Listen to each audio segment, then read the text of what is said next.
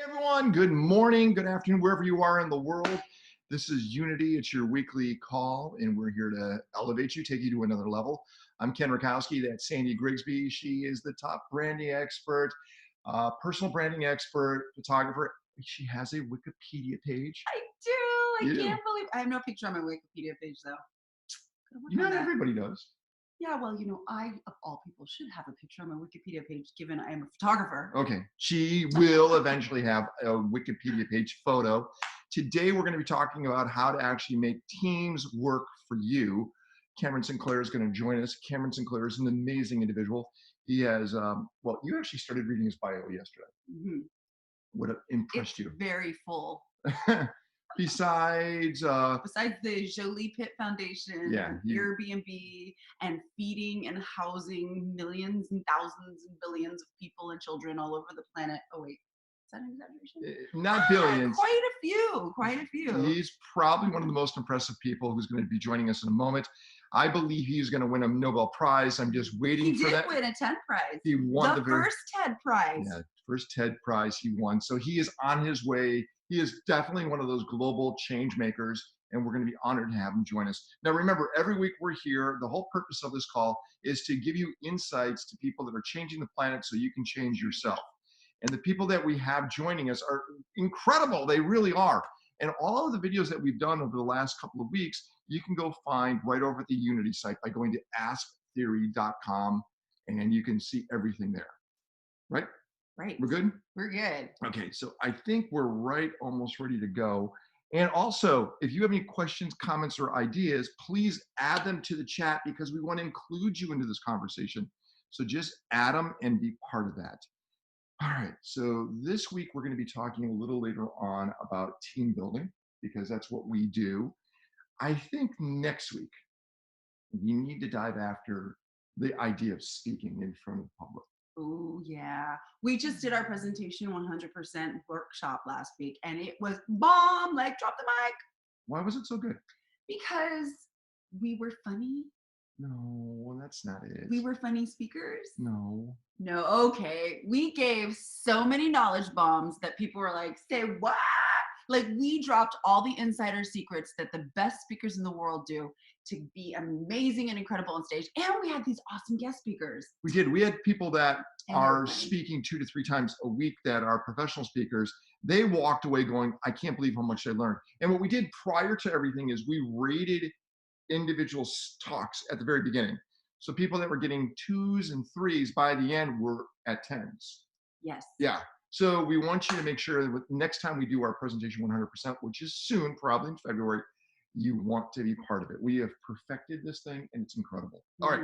Enough of our own little ads there. Let's go have, like I said, somebody that is a global change maker, somebody who I think is incredible, join us. His name is Cameron Sinclair. I met Cameron. This is how I got to tell you how I met Cameron. I watched his TED Talk, and I was working for the president of South Korea at this time. And I had the opportunity to invite anyone I want to speak at this conference in South Korea. So I got Bill Gates, I got Eric Schmidt, the former chairman of Google, I got Will.i.am, I got incredible people, and one of the individuals I wanted was Cameron Sinclair. Aww. I've been with Will.i.am. I had him fly to South Korea. He presented, and it was one of those, oh my gosh moments. Because what he has done is he learned to assemble thousands of people in moments of crisis anywhere in the world. And we are honored to have him join us. He's at the airport where he normally is because he is flying around the world. Is Cameron Sinclair. Hey, Cameron. Hey, how you doing? Hopefully you can hear me. We can hear you, Cameron. All right. Like I said, you're at an airport. Where are you going?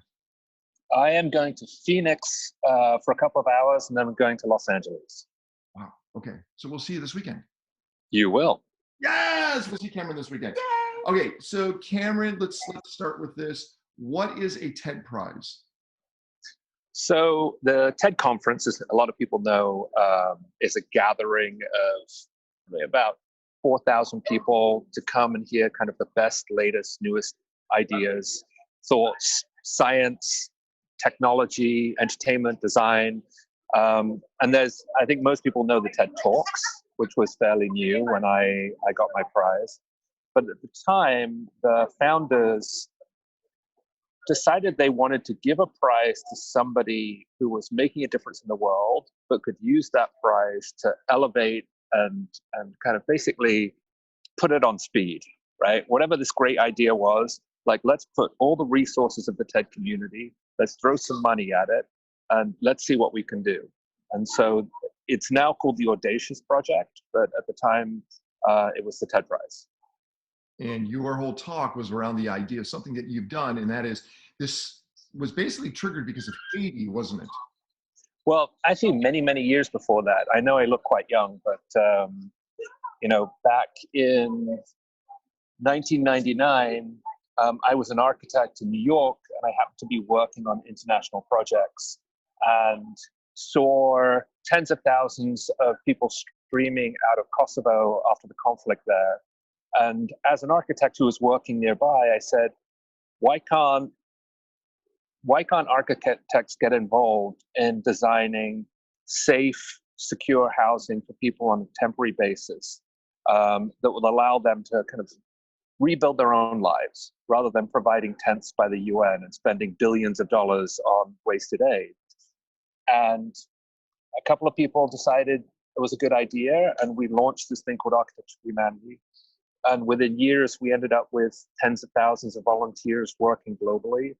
And like you said, every time there was a disaster, whether it be the tsunami in Southeast Asia, Hurricane Katrina, Haiti, the tsunami, an earthquake in Japan, we ended up with thousands of architects and engineers and builders collaborating together. It's incredible. One thing that Cameron, his name is Cameron Sinclair, he was on a show that was on called Iconoclast, which was on the Sundance Channel, and he was with Cameron Diaz, and they went through Biloxi, I believe, looking at the devastation that happened from Hurricane Katrina. But you were brought together with incredible celebrities. You, to this day, work with incredible celebrities because you inspire them. Your inspiration is all around the idea of helping people and assembling teams. Yeah, I don't know if I can be, I can swear on your thing, but I think, my main focus is get shit done. Right? There's so many issues in the world, and everyone seems to go on Twitter or go on Facebook and complain about what's wrong. But the fact is, you need someone who's just going to go there and focus on the solutions and figure out, forget whether it's for profit, non-profit, for purpose, but like, what can we do to better other people's lives? And let's just not talk about it. So the reason I ended up working with a lot of celebrities is I say, look, if you want to build schools in Haiti, I'll build you schools. I'm not going to sit around and talk about, what's the best way to build. We're just going to get it done. And so I think the commitment that I've always had to all my partners is, if you want me to do a project and you've got the resources there, I will get it done, and I'm not going to stop until the school is open or the homes are complete. And you've done this, like I said, around the world. Tell us why the Taliban doesn't really like you that much. Well, actually, they probably do like me now. But many, many years ago, I was working with this project called Skateistan, which was basically a skate park for kids in Kabul.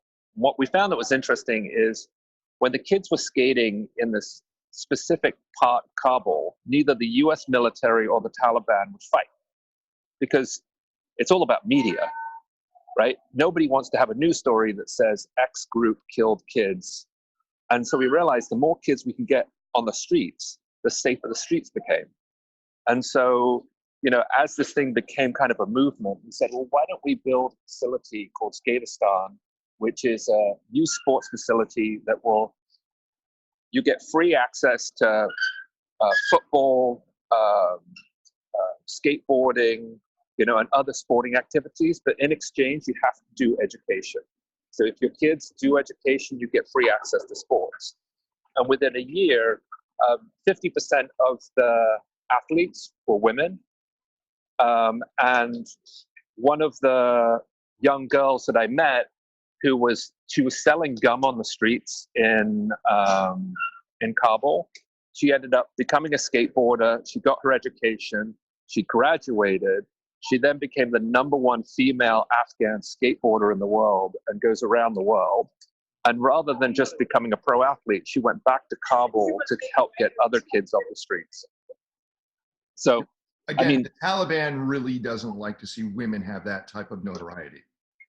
well, it's not notoriety. I think it's power and equality. It's power and equality. That's what it is. Mhm. You've traveled the planet. You've hung out with people. Any questions? Yeah, I want to hear the story about you floating on the Amazon looking for chocolate. So I think it's important, people that are looking to drive purpose in their life, a lot of people says, well, go start a nonprofit. And it turns out to help people in the world, quite often you need to help them start for profit. And so we were working with indigenous tribes in central Ecuador, and they were looking at how do we create a way to own the land that is traditionally ours. What was happening is oil exploitation and large corporations were coming in and buying swaths of the Amazon. And this was their traditional land. And so rather than just saying, well, let's start a nonprofit and hire lawyers, we said, why don't we start a chocolate company? You make so much money out of doing kind of fair trade chocolate that you could buy the land and you could use a for-profit entity to like own your own future. And so, you know, before I knew it, I was on a riverboat going down the Amazon for hours and hours and hours, and we helped kind of set up this chocolate cooperative. The most interesting. You were with one of my friends. You were with Nelson. You were with Willie Nelson's son, Mika. Yeah, Mika. Yeah. Yeah, he was a young kid when he came with me. He was like, he just wanted to go on a trip and asked. I didn't even know who his dad was actually. My friend Turk Pipkin said, "Hey, this kid wants to come with us to Ecuador," and I said, "Yeah, sure. Jump on the boat and let's go." But I have to say, the most amazing moment of that trip was at the end of the trip. The tribal chief came up to me and he wanted to give me a gift, and he walks out with this blow dart and he hands it to this woman, which I think is his wife or his partner. And she takes the blow dart and she dips this little piece of wood in some sort of ointment. And then she like blows it and it goes flying in the air, hits a bird, and the bird drops to the ground. And then they hand me the blow dart as a gift for helping them, right? Now, the thing is wood, right? The whole thing is wood. So I got through TSA and I carried it with me on American Airlines all the way back home, because technically it wasn't a weapon, it was just a piece of wood. Yeah. So. Wow. Yeah, I can't see you walking around an airplane using a blow dart to knock out the pilot. It's not going to happen. Yeah. Oh, it fit in the carry-on, so, you know. Cameron, how do you dream big? You know, I'd be willing to have lots of late nights with very weird people and to hang out with other dreamers. Hold on. You spend lots of late nights hanging out with us sometimes. It's true. I know, but then we come up with some crazy ideas, right? As long as that's like ricotta pancakes in the morning, I'm more than happy. But those are darn good pancakes, and you know it. You want to come back for more. They are. So a good example is I was just hanging out with somebody, a friend of a friend. I never met them before, and we were talking about it's architecture for post-Armageddon. It sounds crazy, which is what happens when the climate collapses and people are forced to move. Like, what is the sort of buildings we need to create to house the millions of people that are forced from low-lying cities? And by the end of it, they said, well, what if we bought a couple of 100 acres and we come up with some design solutions and then we build some housing? And I said, okay. So that's probably what I'm going to work on next year. I'm going to do a kind of post-apocalyptic housing solution. Last thing before we dive into assembling teams, the logo on your hat means a lot to you right now. Why don't you explain that? So one of the projects I'm working on is called Armory of Harmony. As a lot of people who maybe from the US know, we have serious gun violence issues here in the US, and certainly affecting a lot of kids, a lot of mass shootings, a lot of schools having guns being brought in. And so that's bringing fear and PTSD to a lot of students. And, you know, if you live in a life of fear, you can't educate and you can't become leaders. And so with myself and a group of musicians, a guy called Richard Gibbs, old friends. We thought about this idea that there are 389 million weapons in the United States. These are just the weapons in the hands of US citizens, not the police or the military. And of that, tens of thousands are decommissioned and thrown away every year. And so why don't we smelt down those weapons and turn them into musical instruments and provide those musical instruments to high schools and middle schools around America and talk about music as the weapon, right? Because Fela Kuti, famous musician, once said, music is the weapon of change. And so, helping kids understand some of the issues they may be having, they can let it out by using music as a tool rather than turning to violence. And I believe trumpet is your first instrument, right? Yeah, we've done trumpets. Forbes just did a piece on the trumpets we produced. We've got kalimbas and guitars, and we're talking about some really interesting ideas to try and put on the largest acoustic guitar concert in the world with all instruments that are made from gunmetal. So we're playing with some big ideas. We're not sure how we're going to pull it off, but what's really lovely is this is all musicians behind this. And at the moment, some of our musician artists, they just got nominated for the Grammys, for the Golden Globes, and possibly for the Oscars. So we might be doing we might do some showing up at some major events. And so you might see this logo appear. We might get some high school kids to play the instruments on stage. It's so fascinating as we listen to Cameron Sinclair. Many people think, oh, I'm busy. When you listen to him, we're not busy. You're standing still compared to what he's doing. He's always moving around. Cameron, let's go back to this idea. We want to talk about assembling teams and how you get people to help you move forward, because everything you do, you can't do alone. Everything requires teams, right? Yeah, no, I've been incredibly fortunate. I've collaborated with hundreds of people. But the one thing is share success.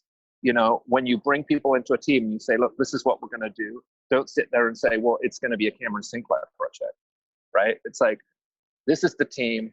We're setting it up this way. And we're going to share in the glory of it. But at the same time, we have to share in the failure of those projects. So you also have to keep people saying, like, you can't just show up when you're going to get all the glory. You have to also be there in the most challenging times. So for me, I think leadership is about figuring out ways to tap into people's passion and purpose and give them the tasks that they feel confident that they can achieve. Wow. But just to get the right people involved and then figure out who are the leaders or the ones that will move towards that vision, and the ones that are boat anchors, or the ones that will take things back, how do you separate between the two? Well, because a lot of the projects I do deal with a matter of life and death, like they are extreme environments. If you have people that are on your team that are dragging the project backwards, the rest of the members call them out, right? And so actually there's some self-policing that happens in a post-conflict or post-disaster situation.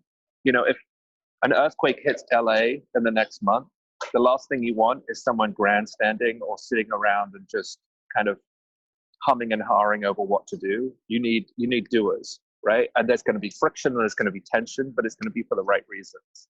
So, I mean, I would say you'll lose 10% of your team every time you make a major decision.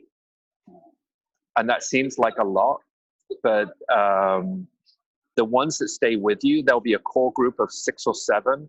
They'll be incredibly loyal, and they'll either leave you and do something bigger and better, or they'll be there for the next one, right? So I know that if there's a big disaster or there's something that happens, I can call on a dozen people, and they will show up. That core group, that core team. Yeah, regardless. Cameron Sinclair is joining us. This is the Unity Call, which we do once a week. Cameron is in an airport, I think, in New York City, heading to somewhere and then to somewhere again. He's always on a flight. Managing your life, as in life balance. We talk to so many people that are hardcore entrepreneurs or change makers like yourself, and it seems like they're incredibly happy, plus they have a fruitful life balance. Have you figured that scale out, or are you still trying to figure it out? Yeah. Well, I think the challenge is everybody else's life-work balance, right? Because, because I travel a lot and because I go to a lot of places, the sort of person that I need to complement me has to be also very independent and very strong, right? And what I don't want and need is somebody who needs me there all the time. And like, I have enough projects to fix. I'm not there to fix somebody else, right? And so part of your responsibility in life-work balance is understanding what sort of resiliency you need in a partnership. And hang on, Sandy. In your past relationships, did you find somebody that was cohesive with what your schedule was? And did it work, or were they kind of opposite of what your schedule was? I've had both situations. Which one works better? Yeah, well, it depends on what your goal is. Okay. So if you have someone who's on your same schedule, but they don't want the same things as you, that doesn't really work. But if they're on your same schedule and they do want the same things, and it doesn't have to be exactly, but heading in that same direction, you're going for that same goal, then it seems to work much better. It makes sense. So if you had somebody, Cameron, that was part of your vision and was independent enough to where they can travel with you, that would be the perfect partner, wouldn't it? Yeah. I mean, but the other thing to note in this is, and this is going to seem nuts, is I'm also co-parenting a 13-year-old who has aspirations of being an actor and a singer, and she wants to. And so the other half of my life is I'm a drama dad, right? I have to show up and like make sure my kid gets to the drama performances, and we're in the midst of doing rehearsals and going to like getting her casting reel done, and doing all those interviews and stuff. So everyone has, you come with a set of baggage, not baggage, but you come with a set of restrictions. That's going to be tough being a parent, having somebody, because I know you're so in love with your daughter, traveling so much, saying goodbye and then saying hello, saying goodbye. Tell me about that relationship you have with her, and how do you actually maintain being drama dad or super dad on a regular basis? Well, you have to be brutally honest about your flaws. I mean, she knows, like certainly with the Armory work, like most dads pick their kids up from school in the evenings every day, but they're doctors, lawyers, they work in a shop, they have 9-to-5 jobs, right? And so they're 9-to-5 dads. But she's always like her favorite sweatshirt is an Armory of Harmony sweatshirt she wears at school. Because when the kids ask her, what's your dad doing? She's like, well, he's in LA smelting down assault rifles and turning them into like musical instruments, and then he's hanging out with John Batiste and Coldplay to like figure out a project. And so they're like this, like you end up being this other type of dad. Like what I lack in the continuity of every day, I make up for showing an example of how to live a purpose-driven life. And she knows that like doing good in the world is much better than making money in the world. That makes sense. So I'm teaching purpose, but that purpose comes with the challenge of not being there all the time. We have Cameron Sinclair for a few more minutes, and if you have a question, comment, or idea, something you want to ask one of these global change makers, please put it right inside the chat. Every week we bring you incredible people. Sandy and I are here to be your guides through these conversations. It was a conversation about assembling teams, and it seems like having so many different missions, do you have your teams almost overlap into other projects where you got one project here and somebody from that project might be in another project, or do you kind of just compartmentalize everybody? I compartmentalize when they come from different. So there are 3 kind of things that I'm currently working on. One is the Armory of Harmony, which is, the kind of nonprofit work. The other is looking at future cities. And so I have a team of urbanists, futurists, architects that are solely focused on thinking out the city of the future. And they work under one unit. And then I have a team of kind of like humanitarian architects that can respond to disaster. So they never overlap, because I know I spread myself too thin. If I start spreading other people too thin, then the project's gonna fall apart completely, right? And I can't have 3 mediocre projects. I have to have 3 strong projects. So I always have like, this is this, this is this, this is this. Egos. Yeah, egos have to get in the way too, right? You have egos. Yeah. Yeah, and that leads to a very important question. Different egos, people you work for, like who? Yeah. Okay. So spill the beans on all the dirt about working with Angelina Jolie and Brad Pitt. Unfortunately, I have an NDA that is so strong Oh. that, you know, I wouldn't be able to wear a t-shirt by the end of it. So, but I have, can't blame us for trying. yeah, no. But I have to say, like, what people don't realize about celebrity is, I'll tell you a story. So this is a story when I met Cameron Diaz. And we started talking about sustainability and new technologies in sustainability to create kind of energy positive buildings. And I wanted to compliment her by saying, like, because I was honestly amazed at like just the depth of knowledge she had. And so my comment to her was like, hey, you know, I'm actually honestly surprised that you know this much, because, you know, I've seen your movies and, you know, and she just looked me dead in the eye and she goes, I get paid $25 million to act like that. True. That's right. You And don't expect that. And I was just like, okay.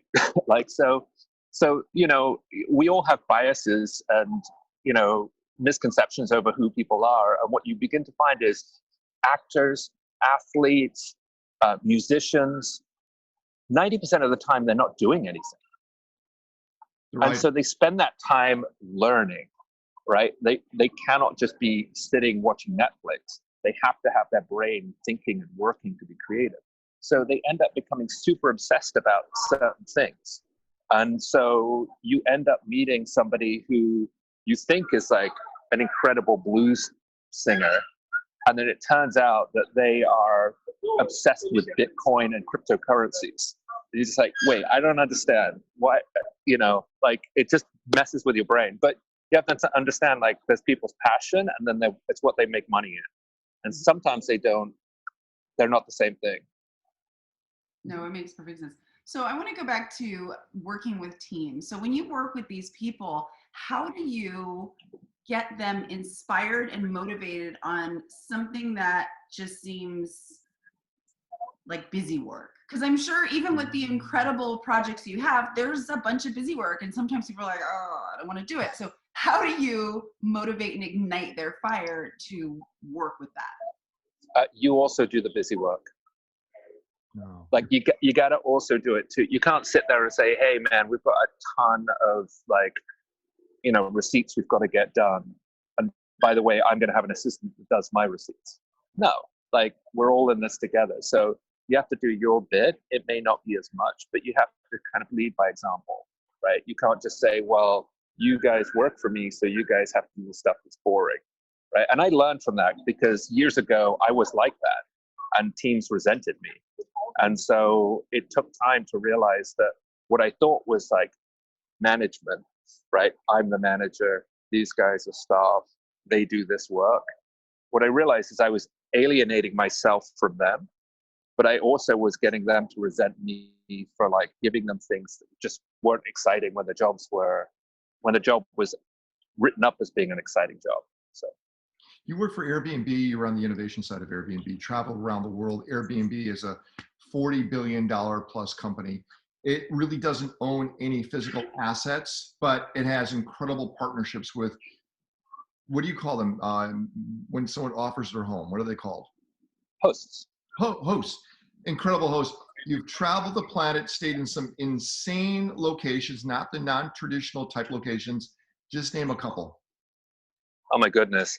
You know, I've stayed in 600-year-old Japanese farmhouses that were owned by the 29th generation of samurai. I've stayed in teepees with Mongolian reindeer herders. I've stayed with indigenous tribal leaders on their land, just cooking and eating with them, and I remember last year I was in Spain, and you and I were chatting back and forth, and you said, "Hey, I don't have great bandwidth. I'm in a cave right now." Yeah. You were staying in a cave, I think, in Jordan. Yeah. So yeah, I was staying with the Bedouins, and so it turns out that the Bedouins realized that Petra is a big tourist destination, and there's all these caves around Petra. So they said, okay, well, put in a mattress, put in some candles, like put it on Airbnb for $25. And it works. And it works, and it was great. I got to stay out, and it was like sleeping out in the open, and We're going to let you go in a moment. I want to, because I'm going to use a conversation that Sandy and I had yesterday, and it was all around goal setting. Yeah. What do you do to set a goal? Do you have like a whiteboard somewhere that you look at on a regular basis? Do you look at your goals? Tell us about some goal setting techniques that you use. Okay, there's micro and macro. So the macro one is like, I set a 5-year goal and I work backwards, right? So this is what I want to be in 5 years' time.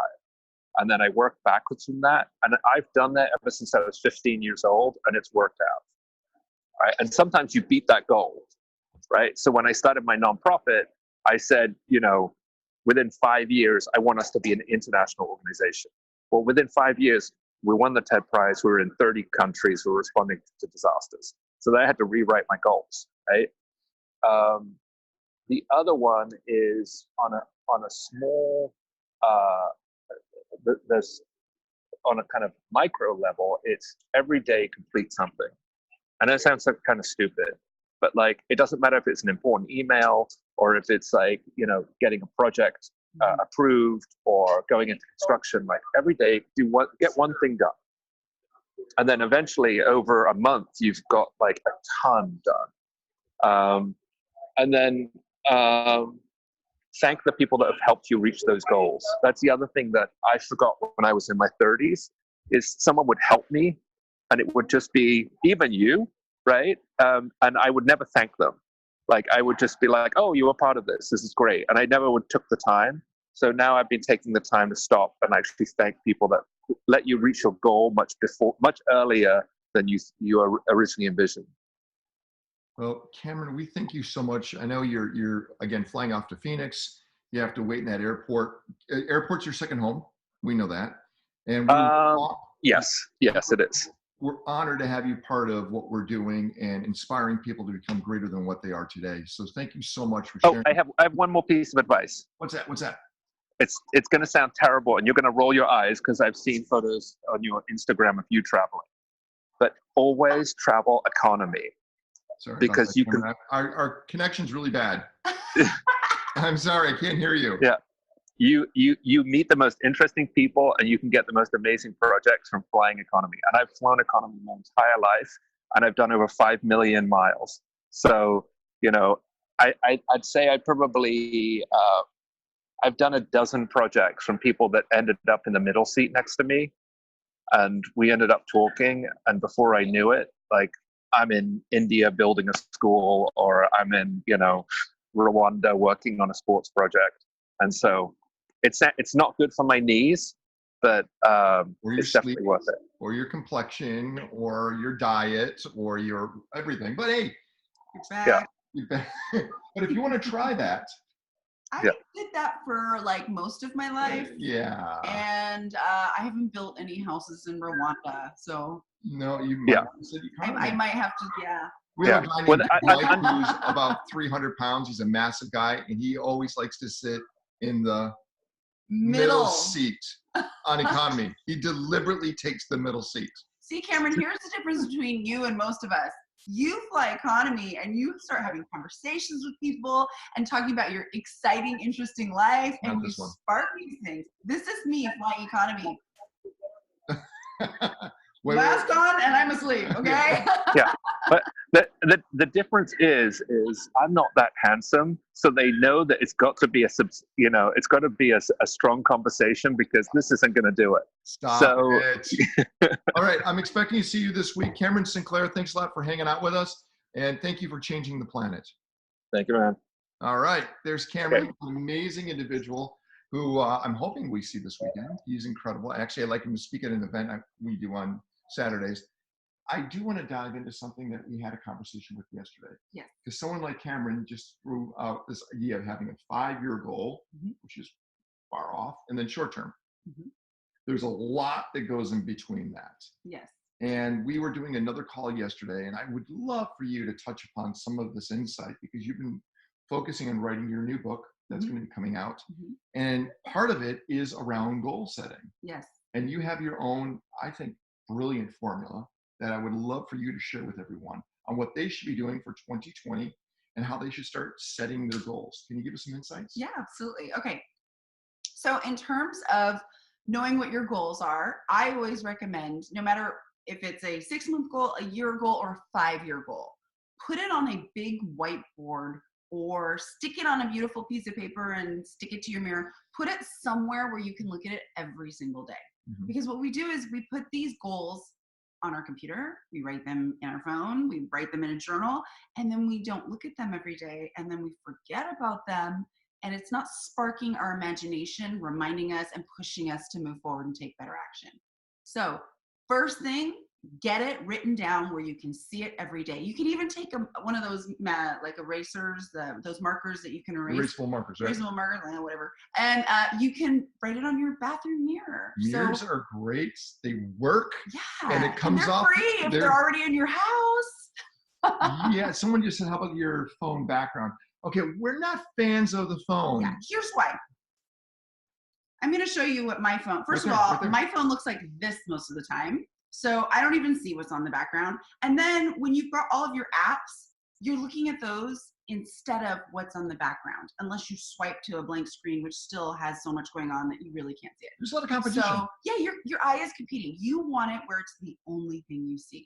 So if you put it on a big whiteboard in a room that you're in very often, then you're just looking at that and it reminds you of what you have to do.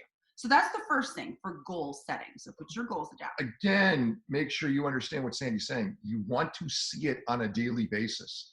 We talked about some people are crazy enough to put it on the ceiling right above their bed. Yeah, so when they wake up and there it is. They see it. The goal of the goal is to see it and own it every day, saying, I'm in this. I got to get that thing or whatever it is. It's like those positive affirmations. You know those ones that they have you put stickies on your mirror that say, like those. I'm great. I'm so happy. You're inspiring. Well, how about I'm going to make $1 million next year. I'm going to start a nonprofit. I'm going to write that book. Like, let's do those goals in that same way that you would those affirmations. But what you just said, those 3 goals, those are too general, aren't they? Yes, that's another thing. Let's get more specific. So I said I'm going to make $1 million next year. That's very specific. So some people say I'm going to make a lot of money, or they go over the top. I'm going to make $1 billion, and they're like making $50,000 a year. So be a little bit more specific so that you can work, as Cameron said, you want to work backwards. So whatever that goal is, you're going to reverse engineer it. So if your goal is to buy a Mercedes, reverse engineer how you can do that and when you can do that. So be specific. I'm going to buy a Mercedes in November, and I want this specific Mercedes, and I'm going to get it at this location, and then work your way backwards. Be very specific and realistic, everyone. You can't say I want to be a billionaire by next year if you haven't even cracked the $100,000 area. You just have to be realistic. And something we've always do is we share our goals, meaning I know what Sandy wants to accomplish. She knows what I want to accomplish. And actually, as time goes on, we have similar goals now. We're heading in the same path together. So that idea of what Cameron said, when you find a partner where you share the same visions, you're working together as 2 on the same thing. It gets pretty powerful. It does. Everything's daunting out there. Everything is, if you want to achieve something that you generally haven't had. But when you're working together, it's awesome. But see your goals, make sure they're realistic, be very specific. Now, you have to get in this idea of making sure you plan your goal. You use a term that I love. It's not time management, it's time ownership. Time ownership, which is different. Explain time ownership versus time management. Time ownership is when you actually take charge and command the way your day, your life operates. So it's owning the time that you have. time management is different. You're just managing it. You're juggling. Yeah, you're juggling it. You're okay, this time I'm going to do this and this and this. It's just like your calendar and making it happen. But owning it is different. Owning it revolves around saying no. Owning it includes, this is my time to heal and help myself. This is the time I'm going to dedicate to my business. This is the time I'm going to dedicate to my relationships. So it's owning that time and not letting it get stolen from you by others, by social media, by dilly-dallying and Netflix, whatever those distractions are, you're going to own that time and keep it for yourself. This also is a connection to a word that Sandy actually created, the word start, which we've all heard. Sandy, remember we were flying on a flight back from Phuket. Yeah, we had our notebook, and furiously writing. And Sandy goes, I've been working on this whole idea. Remember, she is the confidence catalyst. She helps people become successful by finding their confidence to move them forward. And she needed to find an acronym that would allow people to constantly remember what to do to move forward to make goals happen. And the word is START, S-T-A-R-T. Sounds pretty obvious, right? It does. Start, like, move forward. Move forward, start. What's the S stand for? Well, here's where we go. START, S. It is self-care. That is so valuable if you take care of yourself.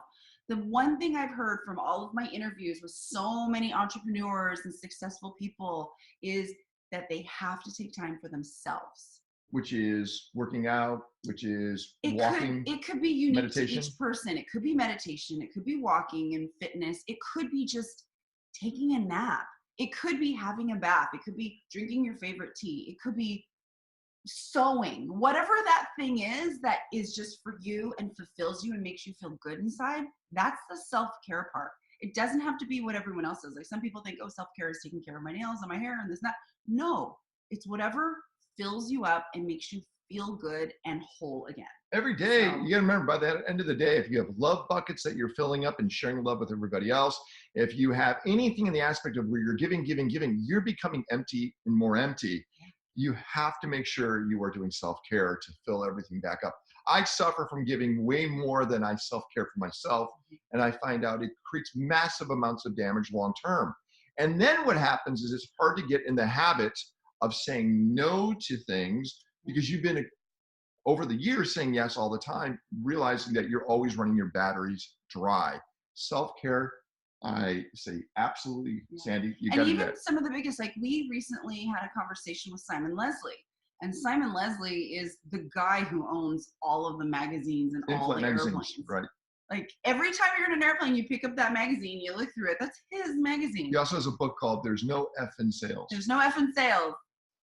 Yeah. Oh, yeah. Okay. So anyways, he specifically said the one thing he learned, and he didn't learn this until he was in his late 40s. Which was? Self-care. He was spreading himself too thin. He was doing everything. He was constantly diving and pouring his all into everything. His family, his work, his relationships, everything. And he was never taking time for himself. Never. And finally he realized it was making him sick. He had put on weight. He was unhappy. Even though he had this successful business, he was unhappy.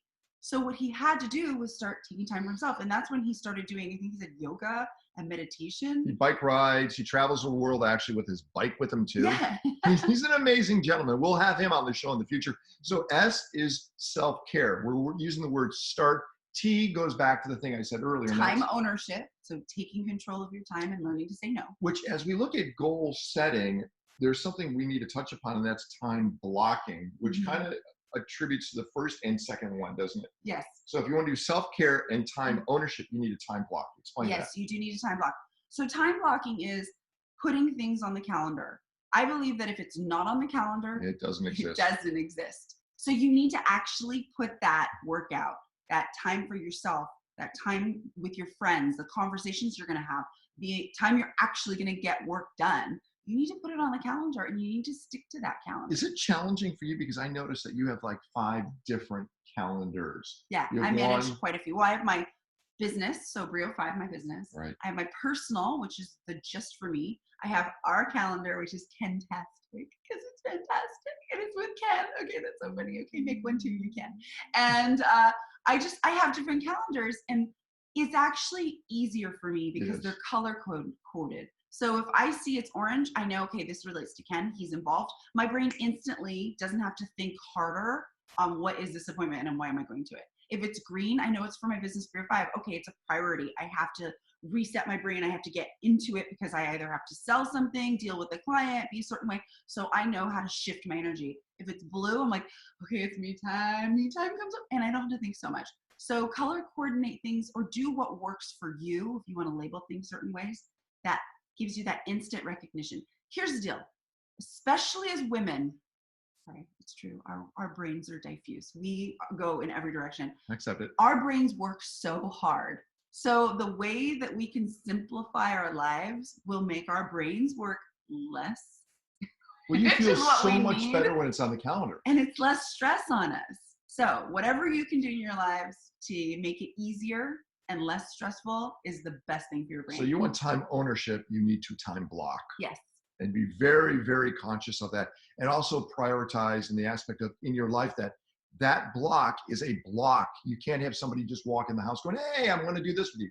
Can't. I'm time blocking right now. This is priority. So time block and understand that block is your block to get something accomplished. So we have first is S was? Self-care. T is? Time ownership. A. Ooh, action.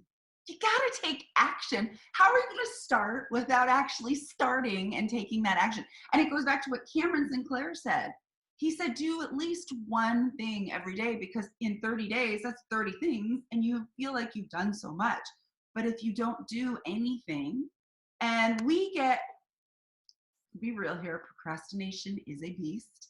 We can get easily distracted with doing things that are not essential to the things that we need to do. For example, ladies, you get this when you go into the kitchen and the counter is dirty. What's going on? We go, the yourself? counter is dirty.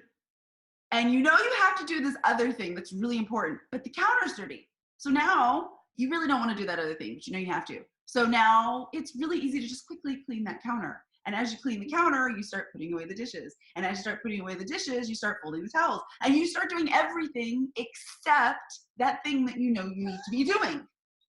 Yeah, cleaning out the closet, organizing things, brushing your hair, getting your nails done. All those things that need to be done, but don't get the thing that needs to really be done. Because you were time blocked for those. Yes. So if you time block for those things, then you know it's kitchen counter's dirty, but I have to do these things because it's on the calendar. Get it done. The journey of 10,000 miles has to start with the first step. Getting going is generally the hardest thing, especially if you're trying to start a business or if you're trying to move forward without anything. Moving forward is the first step. And it's almost always the hardest thing to do. Action, you got to do it. And if anything, what's the 5, 4, 3, 2, 1? Who is that again? That's Mel Robbins. And she believes in the 5, 4, 3, 2, 1. You count backwards, kind of like a rocket ship taking off 5, 4, 3, 2, and then that's where you launch yourself up and you do it. Yeah, so it's really good for getting out of bed when you don't want to because it's really cozy and it's winter time. It's nice and soft and your man's there. You get to, hold on, I'm going off on a tangent. Point is, take action, get things done. Yeah, from last week's Unity call, we find out that I am a wolf and you are I'm a bear. You're a bear. I like to go, Yeah, I'm ready to get up at 4:30. Let's get going in the morning. Not this one. No. Okay. All right. So we have STA, and now how about R? Okay, the R. This one people tend to overlook or forget. It's reset. So I do high performance coaching. Yes, you do. And my coach for high performance coaching is Brendan Bouchard. And his whole thing is resetting. You have to reset yourself no matter what you do. He actually believes you should reset yourself every 40 minutes. What's a reset? Reset is getting up and moving your body. So getting your drink, walking to that water cooler or getting a tea, doing a little stretch, dance, do some qigong, whatever it is, reset yourself while you're working. So if you've got a 2-hour time block and you're doing something that's very brain focused, you're building a website, you're coding something, you are writing something, whatever it is, and you're just locked in on that for those 2 hours, you should get up and reset yourself because it allows your brain to kind of, first you disconnect from what you're doing, which sounds bad, but you're allowing your brain to go, okay, get a moment to relax. Let me invigorate myself again. Okay, and new ideas come, and you just reset yourself. So reset is really important. And if you don't reset, there's a lot of bad things that can happen. Like if you're sitting at your desk for 7 hours, you haven't gone to the bathroom, you haven't had anything to drink, you're so hyper-focused, but you haven't reset your body, you start getting back pain, muscle pain, neck damage. I mean, I just came from the chiropractor and he was like, your neck looks like, and that's from years of staring down at the computer without for resetting 7 to 8 hours a day without resetting. Yeah, but you really, once you're there, you're planted. Oh, I'm planted. Hey, Sandy, let's, no, bother me. You are in that zone. So do you want me every 45 minutes to remind you to reset? That's so lovely. That's a no, by the way. Yes, that is. Okay, so here's the thing. According to Brenda Bouchard and many other doctors and scientists, you should reset yourself. So for people like me that can get locked in for 7 hours, no, this is not a joke. I can sit there at my computer, retouch clients' pictures for 7 hours without even thinking about it. I don't even drink water. So what I had to do was if I have my assistant in the office with me, she will push the water in front of me or tell me, Sandy, it's time to drink. I know it sounds like this should be obvious, you should do it, but we get locked in.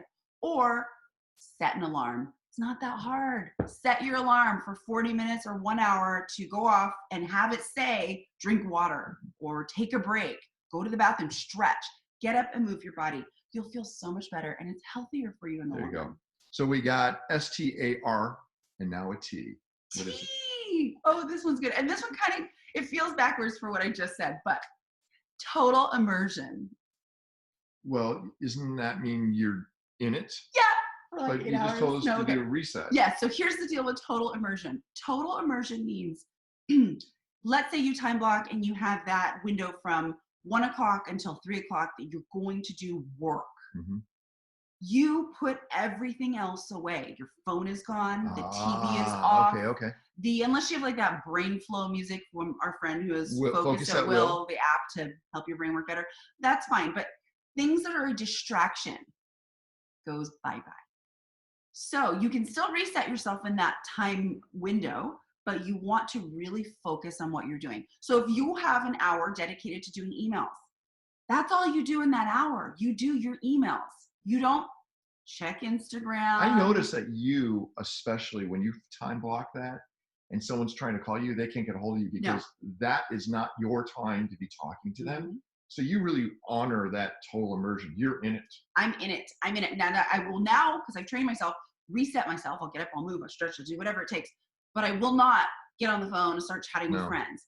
I even schedule out my clients. So if my clients want to have conversations with me, they book it on my calendar. So it's not like I'm interrupted. Because if you're working on something that's really important, let's say you're writing a book, and you're in flow state, which takes people time. So you got to get into this flow state, right? So you're in flow state and all of a sudden your client calls you about something. Your brain has to switch to whatever their needs are. And you lose track of where you're at. That's not the same as a reset or recharging your body. That's just a straight up distraction. Right. But if you know at 4 o'clock you have a call with your client and you've allocated time to do that book, you are still in flow. And then you can stop, shift gears, deal with the client, and then you can return back to flow or do something else. So it's really important to have total immersion in what you're doing. So I love to designate certain times of the week that are allocated for my clients. So I know, for example, on Thursdays from 11 until 2, that is time blocked for client phone calls. And I am totally immersed in it. My energy is set the right way. I know what I'm going to be thinking about, what I'm going to be doing. I'm having all my tools at my fingertips. I'm ready. But on different days of the week, when I'm not in that flow state, it's not optimal for me. So you really have to time block and make sure that you are totally immersing yourself in whatever it is that you're doing. START. You're like this too. When he has to write for his events on Saturdays. Oh, don't even bother me. I go into different rooms, by the way, is what I do. I move because it allows me to think differently. When people start bothering me, I get so distracted. And you're good at now getting people out of here because I'm like, get out. I'm an entertainer first. I want to entertain anyone that's in front of me. Okay. That's my situation. So I I need to make sure I'm time blocked by removing everybody around so I don't entertain. Hey, I want to make sure everyone understands that we do these every week. This is a very intimate situation because we share our friends, we share our insights. This is our bedroom. We're in our bedroom. This is our bedroom. This is a very intimate. Surprise. It is. You Well, didn't know because that. we do You didn't tell anybody. well, because it is intimate. It is an important environment for us to share our ideas, our vulnerabilities also.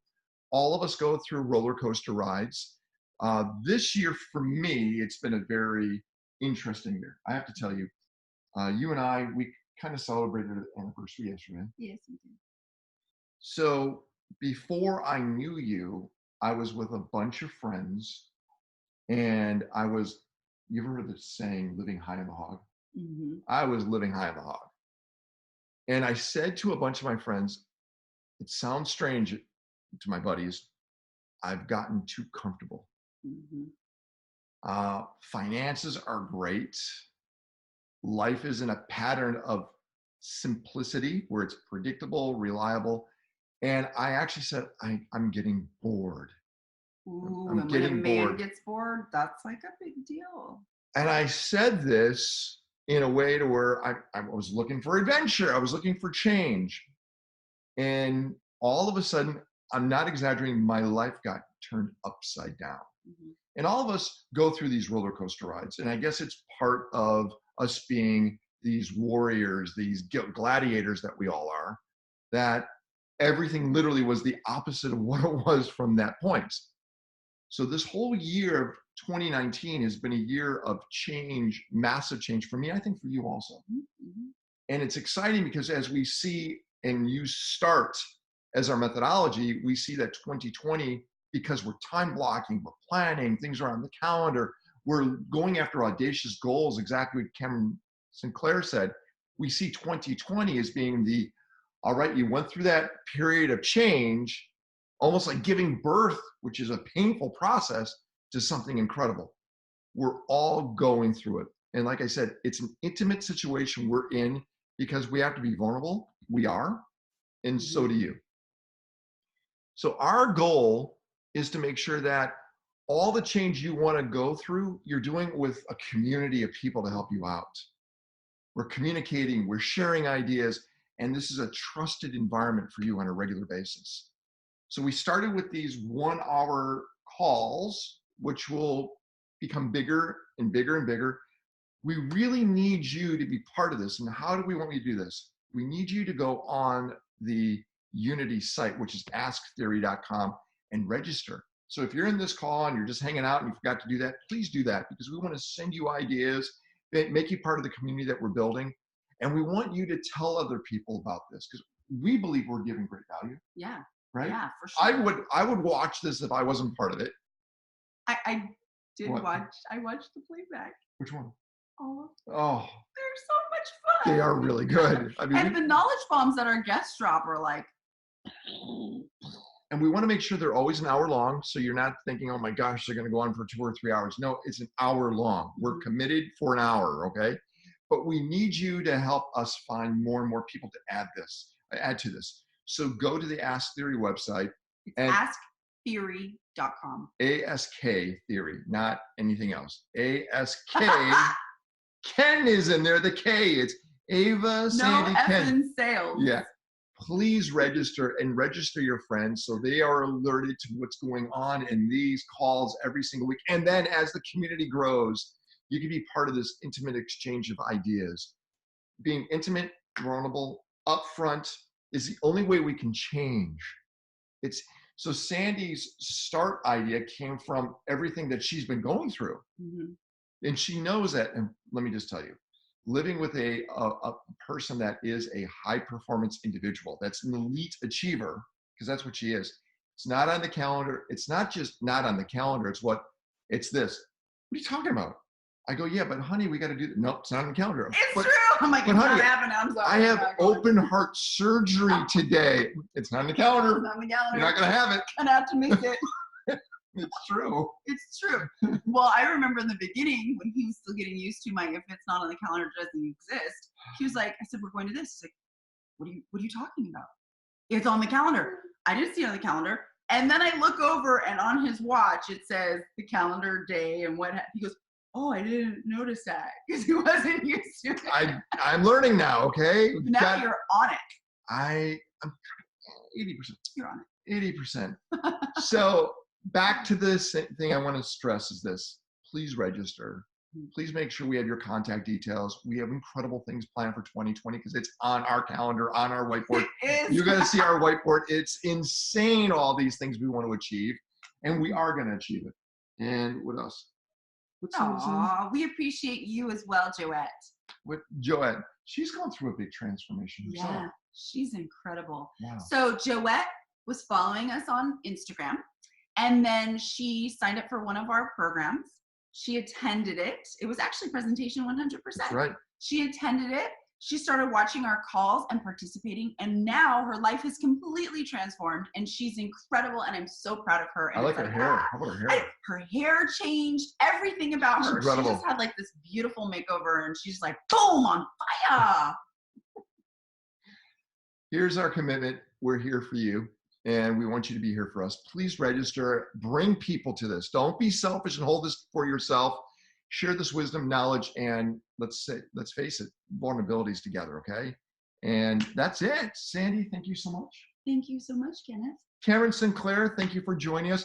This video will be on the Ask Theory page. You don't want to miss that. And watch all the other ones. They're there for you.